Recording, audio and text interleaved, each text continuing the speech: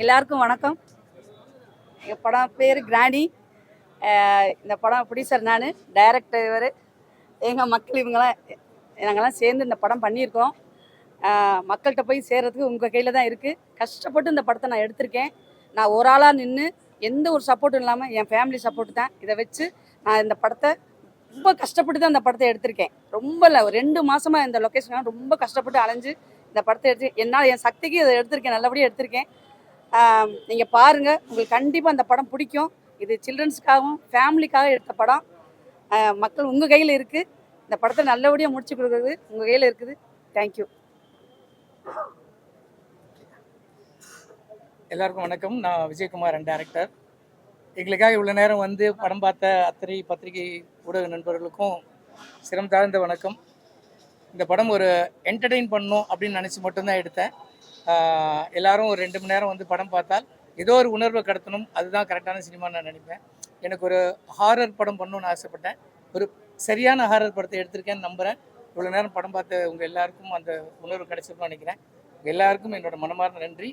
என்னோட க்ரூ, என்னோட காஸ்ட், என்னோட நடிகர்கள், நட்சத்திரங்கள் அத்தனை பேருக்கும் இந்த இடத்துல என்னோட நன்றி தெரிவிச்சேன். என்னோட ப்ரொடியூசர் மேடம், இந்த அவங்க சொன்னாங்க என்னோட சக்திக்கு மீறின்னு. உண்மையிலேயே அவங்க சக்திக்கு மீறி, ஆனால் பல சிரமங்களுக்கு இடையில் இந்த படத்தை தேட்டருக்கு 30ஆம் தேதி கொண்டு வராங்க. ஒரு படம் தேட்டருக்கு வர்றது எவ்வளோ பெரிய விஷயம்னு உங்கள் எல்லாருக்கும் தெரியும். அதை இன்றைக்கி அவங்க நடத்தியிருக்காங்க. ஸோ அது எல்லாரும் நீங்கள் கொண்டு போய் மக்கள்கிட்ட சேர்த்து எங்களுக்கு ஆதரவு தரணும்னு உங்களை மனமாற வேண்டி கேட்டுக்கிறேன். தேங்க்யூ. வணக்கம். நான் எப்பயும் போல இதுலேயும் ஒரு சின்ன கேரக்டர் பண்ணியிருக்கேன். இந்த படம் உண்மையிலேயே அவங்க சொன்ன மாதிரி ரொம்ப சிரமப்பட்டு எடுத்திருக்காங்க. டைரக்டரை பற்றி சொல்லணும்னா, ஒரு இருக்கிற விஷயங்கள் வந்து இருக்கிற இடத்துல இருக்கிற எக்யூப்மெண்ட்ஸ் இருக்கிறத வச்சு ஓரளவுக்கு நல்ல படம் கொடுத்துருக்கான்னு தான் நாங்கள் நினைக்கிறோம். பட் எல்லாமே உங்கள் கையில் தான் இருக்குது. இந்த படம் முடிஞ்ச பிறகு நான் வந்து ரிலீஸுக்கு ரொம்ப அவங்க யோசிச்சுக்கிட்டு இருந்தாங்க. அப்போ தான் நண்பர் அறிவுத்ரா சார் அவரை போய் இன்ட்ரடியூஸ் பண்ணி விட்டேன். அவர் படம் பார்த்துட்டு நம்ம பண்ணிடலாம் அப்படின்னாரு. இப்போ அவர் மூலமாக இப்போ இந்த படம் வந்து இந்த 30ஆம் தேதி இந்த வெள்ளிக்கிழமை ரிலீஸ் ஆகுது. நீங்கள் படம் பார்த்துருப்பீங்க, என்ஜாய் பண்ணியிருப்பீங்க. படத்தை பற்றி நாங்கள் சொல்ல தேவையில்லை. இனிமேல் நீங்கள் சொன்னால் தான் மக்கள்கிட்ட அது எடுபடும். அந்த படம் வந்து மிகப்பெரிய வெற்றி அடையும்னு என்னை பெற்ற இறைவனாக எங்கள் அம்மா அப்பாட்ட வேண்டிக் கொள்கிறேன். நன்றி. பத்திரிகை மற்றும் ஊடகத்துறையினர் அனைவருக்கும் வணக்கம். இந்த கிராணி படம் நிச்சயமாக பப்ளிக் எல்லாருக்கும் ரொம்ப பிடிக்கும்னு நம்புகிறேன். ஏன்னா இது ஒரு ரோலர் கோஸ்டர் ஃபீல்டில் இருக்கும்னு நம்புகிறேன். ஏன்னா வந்து இப்போ சமீபமாக ஒரு ஹாரர் ஃபிலிம்னா ஒரு காமெடி அந்த மாதிரி ஜேர்னல் இருக்குது. இது ரொம்ப சீரியஸாக ட்ரை பண்ணியிருக்கார் டைரக்டர். இந்த படம் வந்து ஆடியன்ஸ்க்கு கொண்டு போய் சேர்க்கறது உங்ககிட்ட தான் இருக்குது. இதை மக்கள் எல்லாருமே பார்த்து அதை என்ஜாய் பண்ணோம். அதை நீங்கள் எல்லாருமே சப்போர்ட் பண்ணோம். Thank you so much.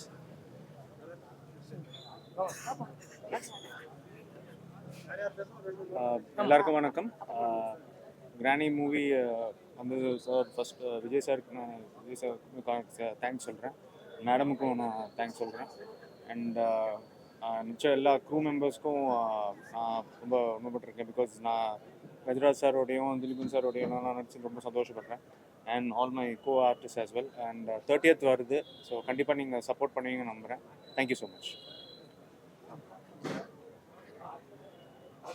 அனைவருக்கும் வணக்கம். இது என்னோட 3வது படம். ஸோ இந்த படத்தில் பார்த்தீங்கன்னா ஒரு முக்கியமான ஒரு இம்பார்ட்டன்ட் ரோல் பண்ணியிருக்கேன். ஸோ இந்த சான்ஸ் கொடுத்த நம்ம டைரக்டர் சாருக்கு ரொம்ப நன்றி. கம்மிங் 30th இந்த மூவி ரிலீஸ் ஆகுது. எல்லோரும் தேட்டருக்கு வந்து என்ஜாய் பண்ணுங்கள். அண்ட் முக்கியமாக இந்த தேட்டரில் பார்த்து தான் உங்களுக்கு அந்த ஃபீல், அந்த திகில் என்ஜாய் பண்ண முடியும். தயவுசெய்து எல்லாருமே தேட்டருக்கு வந்து பாருங்கள். Coming 30th, don't forget. And thank you so much எல்லாருக்கும். பத்திரிகை மற்றும் ஊடக நண்பர்களுக்கு வணக்கம். ரொம்ப நன்றி நீங்கள் எல்லாரும் இன்றைக்கி வந்து எங்களோட மூவியை பார்த்ததுக்கு. அண்ட் இந்த படத்தில் என்னை ஃபஸ்ட்டு இன்ட்ரோ பண்ண பிரசாந்த் அண்ணா அண்ட் எனக்கு இந்த வாய்ப்பை கொடுத்த director sir and producer sir எல்லாருக்கும் இந்த இடத்துல நன்றி தெரிவிச்சுக்கணும்னு நினைக்கிறேன். கண்டிப்பாக எல்லோரும் படம் பாருங்கள். எங்களால் முடிஞ்ச அளவுக்கு எங்களோட பெஸ்ட்டை கொடுத்துருக்கோன்னு நினைக்கிறேன். ஸோ கண்டிப்பாக நீங்கள் தான் சப்போர்ட் பண்ணணும், இந்த மக்கள்கிட்ட கொண்டு போய் சேர்க்கணும். ரொம்ப நன்றி. ஒரே ஒரு விஷயம், இங்கே முக்கியமான சில பேர் எங்கள் க்ரூவில் இப்போது மிஸ்ஸு, அதில் முக்கியமாக வடிவுகரசி அம்மா அவங்க இப்போ இல்லை. அவங்க கொஞ்சம் உடல்நிலை சரியினால இன்றைக்கி டாக்டரை பார்க்கறதுக்காக போயிருக்காங்க. அதனால் அவங்களால வர முடியல.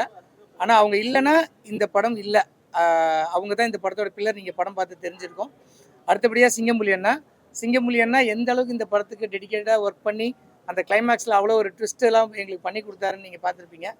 ஸோ அடுத்ததாக எங்கள் music director Chellaiya Pandian sir. அவர் ஒரு சர்ஜன், யூஎஸில் சர்ஜனாக இருக்கார். ஆனால் அவருக்கு மியூசிக் மேலே இருக்கிற அந்த ஆர்வத்தில் எங்களை காண்டாக்ட் பண்ணார். அவரோட சாங்ஸ் கேட்டு எனக்கு ரொம்ப பிடிச்சிருந்ததுனால அவர்கிட்ட இந்த படத்துக்கு மியூசிக் பண்ண சொல்லி கேட்டேன். உங்கள் எல்லாருக்கும் அந்த ஹாரர் ஃபீலை வந்து கரெக்டாக கொண்டு போய் சேர்த்ததில் அவருக்கு ரொம்ப முக்கியமான பங்கு ஒன்று இருக்குது. அவர் பண்ண அந்த ஒச்சி வருவா சாங்கு அது பயங்கரமாக எல்லாரோட மைண்ட்லேயும் டிஸ்டர்ப் பண்ணிக்கிட்டு இருக்கு. அவருக்கும் ரொம்ப பெரிய தேங்க்ஸ். முக்கியமாக இன்னொரு சாண்ட்ரியான்னு ஒரு சின்ன பாப்பா நடிச்சிருப்பா, அதை நீங்கள் பார்த்துருப்பீங்க. அவளும் இன்றைக்கி மிஸ்ஸிங். அவளோட முக்கியமான ஒரு வேலைக்காக ஃபேமிலியோடு போயிட்டாங்க. அப்புறம் கணேஷ்யாம், இவங்க 2 பேரும் படத்தை அவ்வளோ தூரம் காப்பாற்றி கொடுத்துருக்காங்க. சின்ன பிள்ளைங்க, நான் எவ்வளோ கஷ்டப்படுத்தினாலும் கவலைப்படாமல் அந்த உண்மையிலேயே அவங்க பயப்படுவாங்க சில சீனில். நான் அவங்களை தைரியப்படுத்தி நடிக்க வைப்பேன். எந்த நேரம் ஆனாலும், எவ்வளோ ஒர்க் கொடுத்தாலும், எவ்வளோ ஓட வச்சாலும் டயர்ட் ஆகாமல் அந்த கஷ்டத்தை வெளியவே காட்டாமல் 2 பேரும் எனக்கு நடித்து கொடுத்தாங்க. அதுக்கு இந்த 2 பசங்களுக்கும் நான் ரொம்ப ரொம்ப தேங்க் பண்ணியிருக்கேன். அவங்க பேரண்ட்ஸ்க்கும் எனக்காக அவங்க ரொம்ப கோஆப்ரேட் பண்ணியிருக்காங்க. அவங்களுக்கும் நான் தேங்க் பண்ணியிருக்கேன். ப்ளஸ் என்னோட டெக்னீஷியன்ஸ் கோபி, அவர் எடிட்டரு, ஃபுல்லாக இந்த படத்துக்கு அவர் தான் என் கூட பெரிய ஹெல்ப்பாக இருந்து பல நாள் பகலாக என் கூட உட்காந்து எடிட் பண்ணி இந்த படத்தை கொண்டு வந்திருக்காரு. என்னோட கேமராமேன் மணிகண்டன், அவரும் நான் எவ்வளோ தூரம் ஃபாஸ்ட்டாக ஓடணும் என் கூட அவ்வளோ தூரம் ஓடி வருவார். எந்த கேள்வியும் கேட்காம நான் சொல்கிற ஷாட் வைப்பார். அவர் பெரிய பில்லராக எனக்கு ஹெல்ப் பண்ணியிருக்காரு. ஸோ இவங்கெல்லாம் இந்த படத்தை இப்போ இந்த குரூப்பில் மிஸ்ஸிங்க. ஸோ அவங்க சார்பாக அவங்க எல்லாருக்கும் நான் தேங்க்ஸ் பண்ணிக்கிறேன். தேங்க்யூ. ஹரிவுத்ரா சார், ஹரிவுத்ரா சார் வாங்க.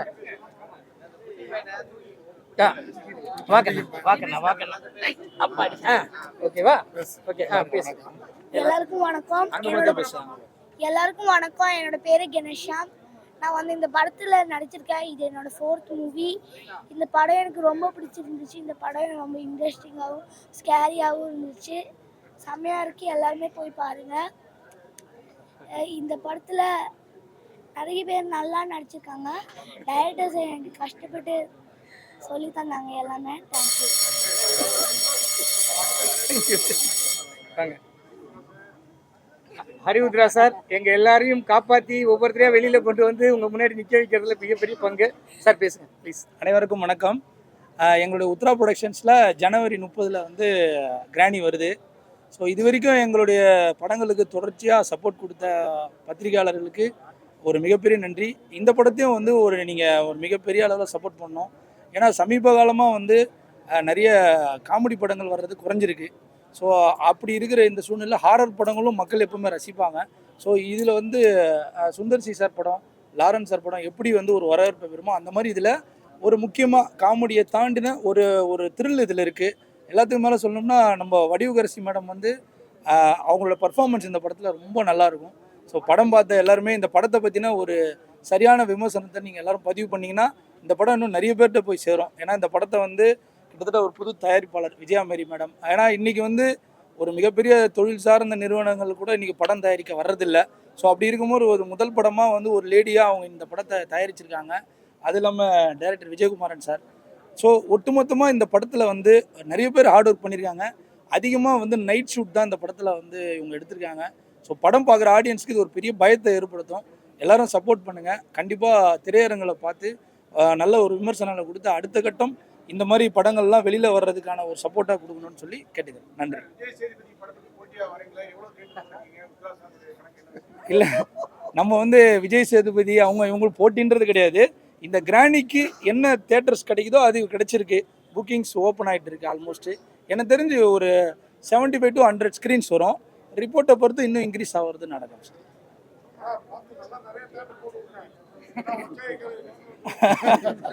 கண்டிப்பாக நன்றி. தேங்க்யூ.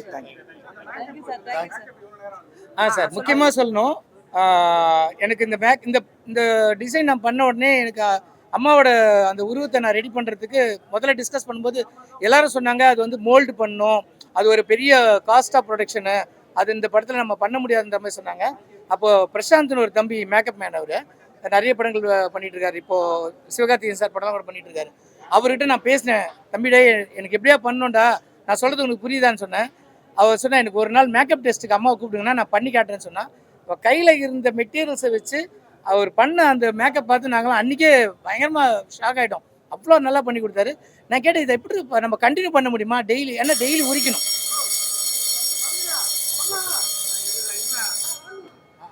டெய்லி அந்த மேக்கப்பை பண்ணுறதுக்கு 5 hours ஆகும். அப்புறம் அந்த மேக்கப்பை உரிச்சு எடுக்கணும். திருப்பி மறுநாள் இந்த கண்டினியூட்டி ஃபாலோ பண்ணுறது பெரிய விஷயம். மோல்டு பண்ணிட்டா அந்த கண்டினியூட்டி பிரச்சனை இல்லை. டெய்லி அந்த மார்க்கெல்லாம் கரெக்டாக பண்ணுறது. இல்லை நான் கூட இருந்து பண்ணித்தரேன் அந்த தம்பி ப்ராமிஸ் பண்ணாப்புல. அதுக்காக அவர் அவ்வளோ கஷ்டப்பட்டு ஒர்க் பண்ணார். அதை தாண்டிட்டு அந்த மேக்கப்பை பண்ணிக்கிட்ட வடிவகரசியம்மா அவங்க வந்து காலையில் 8 மணிக்கு கேரளாவில் தான் ஷூட் பண்ணோம். அவங்க ரூமில் அவங்க போய் உட்கார்ந்தாங்கன்னா 8 மணிக்கு அந்த மேக்கப் போட ஆரம்பித்தா அவங்களால இப்படி கழுத்தை கூட கீழே இறக்க முடியாது. அப்படியே அவங்களுக்கு பேக் பெயின் வந்துடும். 5 hours உட்காந்துருப்பாங்க. லிக்விட் ஏதாவது சாப்பிடுவாங்க. அதுக்கப்புறம் லஞ்ச் பிரேக் டைமில் தான் செட்டுக்கு வருவாங்க. வந்தாங்கன்னா அங்கேயுமே அவங்களால பெருசாக மூவ் பண்ண முடியாது. அதோட ஃபைட்டு எல்லாமே எடுத்திருக்கோம். என்ன ஆச்சுன்னா ஒரு 4th day 5th day daily அந்த மேக்கப்பை உரிச்சு அவங்க ஸ்கின்னெல்லாம் புண்ணாயிருச்சு. அவங்க ஸ்கின்லாம் ஹோல் பீல் பண்ண அந்த மாதிரி ஆயிடுச்சு. அம்மா ஒரு லிமிட்டில் அழ ஆரம்பிச்சிட்டாங்க. கண்ணில் தண்ணி வந்துருச்சு. அம்மா சொன்னாங்க, சார் என்னால் முடியல, நீங்கள் வேறு யாராவது வச்சு எடுத்துக்கிறீங்களான்னு கேட்டாங்க. அம்மா என் வாழ்க்கைமா உங்களை நம்பி தான் இருக்குன்னு சொன்னேன். அப்புறம் சரி எனக்கு கொஞ்சம் கேப் கொடுக்குறீங்களா, ஒரு 4-5 நாள் அப்படின்னாங்க. ஷெட்யூல் பிரேக் பண்ணி அம்மாவை மறுபடியும் ஊருக்கு அனுப்பிச்சிட்டு கொஞ்சம் ரெஸ்ட் எடுத்துட்டு டெய்லி போய் ட்ரீட்மெண்ட் எடுத்து டாக்டர்கிட்ட சொல்லி இந்த மாதிரி இருக்குது, நான் மறுபடியும் பண்ண போகிறேன் அப்படி சொல்லி அவர் சில க்ரீம்ஸ்லாம் கொடுத்து மறுபடியும் ஒரு 10 நாள் அதே மேக்கப் டெய்லி போடுறது, டெய்லி உரிக்கிறது. ஆனால் அதுக்கப்புறம் அவங்க எதுவுமே சொல்லலை இந்த படம். ஏன்னா அவங்களுக்கு தெரிஞ்சிருச்சு நம்ம இந்த படம் என்ன பண்ணிகிட்டு இருக்கோம்னு தெரிஞ்சிருச்சு. எதுவுமே சொல்லலை, ஃபுல்லாக பண்ணி கொடுத்தாங்க. எனக்கு அவங்க ஏஜ் குரூப்பில் இருக்கிற ஒரு ஆர்டிஸ்ட் இப்போ அது மாதிரி டெடிக்கேட்டடாக எனக்கு பண்ணி கொடுப்பாங்களா எனக்கு தெரியல. அதுக்கு அவங்களுக்கு தான் நாங்கள் எல்லாருமே தேங்க் பண்ணோம். தேங்க்யூ.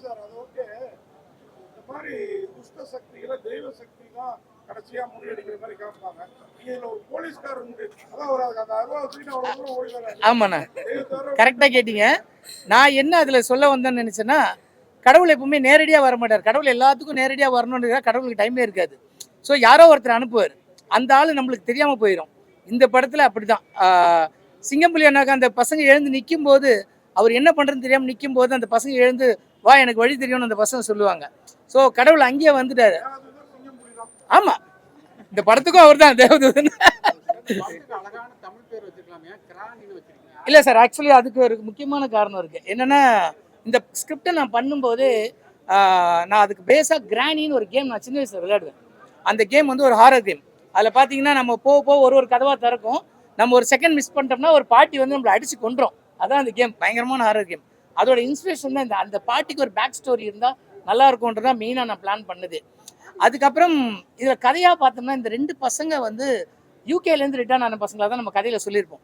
இந்த 2 பசங்களுக்கும் ஒரு வேளை வாய் பேச வந்து அவங்கள கூப்பிட்டுருந்தா அந்த யூகே கல்ச்சரில் கிராணின்னு தான் கூப்பிடுவாங்க. ஸோ அவங்களோட மைண்ட் வாய்ஸ் தான் அந்த டைட்டில் கிராணி.